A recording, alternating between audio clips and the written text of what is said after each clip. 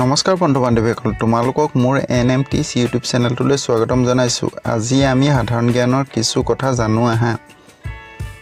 1 number, শেহতীয়াকৈ কোনখন চহৰক অন্ধ্ৰ প্ৰদেশৰ মুখ্যমন্ত্ৰীয়ে ৰাজ্যখনৰ নতুন ৰাজধানী হিচাপে ঘোষণা কৰে? উত্তৰ, বিশাখাপট্টনম।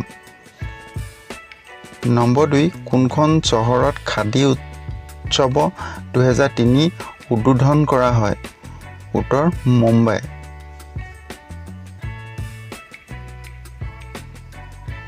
নম্বৰ 3, ৰাষ্ট্ৰপতি ভৱনৰ মোগল উদ্যানৰ নাম সম্প্ৰতি কিহলৈ সলনি কৰা হৈছে? উত্তৰ, অমৃত উদ্যান।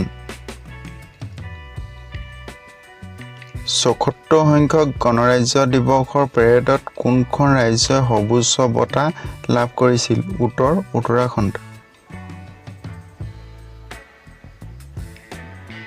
নম্বৰ 5, 2023-24 চনৰ অৰ্থনৈতিক সমীক্ষাৰ অনুসৰি 2023-24 চনত ভাৰতৰ অৰ্থনীতি কিমান শতাংশ বৃদ্ধি পাব? 6.5%। উত্তৰ। 6 নম্বৰ, কোনখন দেশে FIH পুৰুষ হকী বিশ্বকাপৰ 2023ৰ খিতাপ লাভ কৰিছিল? উত্তৰ, জাৰ্মানী।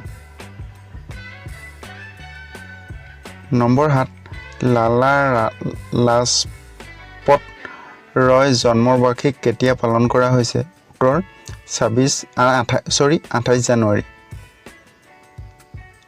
নম্বৰ 8, শেহতীয়াকৈ মুকলি কৰা ভাৰতৰ প্ৰথমটো নাকৰ ভিতৰৰ COVID-19 ভেকচিনৰ নাম কি? উত্তৰ, ইনকোভেক। নম্বৰ 9, ডক্টৰ বাবা চাহেব আম্বেদকাৰৰ ৰাষ্ট্ৰীয় অৱদান বঁটা 2022 কোনে সন্মানিত হৈছে? উত্তৰ, সুনীল কিষণ। নম্বৰ 10, জানুৱাৰী 2022 কোনখন দেশে প্ৰথমবাৰৰ বাবে যোগ মহোৎসৱৰ আয়োজন কৰে? উত্তৰ, ছৌদি আৰব। নম্বৰ 11, ভাৰতৰ কোনটো টানেলে বিশ্বৰ সবাতোতকৈ দীঘল হাইৱে টানেল ৰূপে স্বীকৃতি পাইছে? উত্তৰ, অটল টানেল। নম্বৰ 12, ভাৰতীয় ৰাষ্ট্ৰীয় মহিলা দিৱস কেতিয়া পালন কৰা হয়? উত্তৰ, 13 ফেব্ৰুৱাৰী।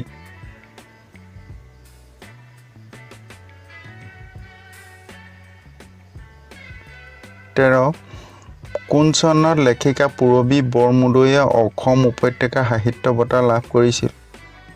উত্তৰ, 2011 চনত। নম্বৰ 14, অসমীয়া সংস্কৃতিলৈ বিশিষ্ট অৱদান আগবঢ়োৱাৰ বাবে কি বঁটা প্ৰদান কৰা হয়? উত্তৰ, বিষ্ণু ৰাভা বঁটা প্ৰদান কৰা হয়।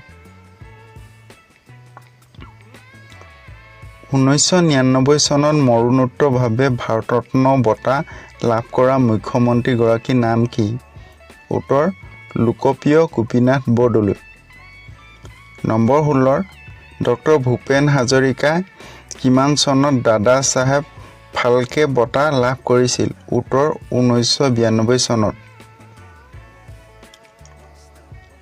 ইয়ালৈকে চাই ভিডিঅ'টো ভাল পালে লাইক, কমেণ্ট, শ্বেয়াৰ আৰু ছাবস্ক্ৰাইব কৰিবলৈ নাপাহৰিব।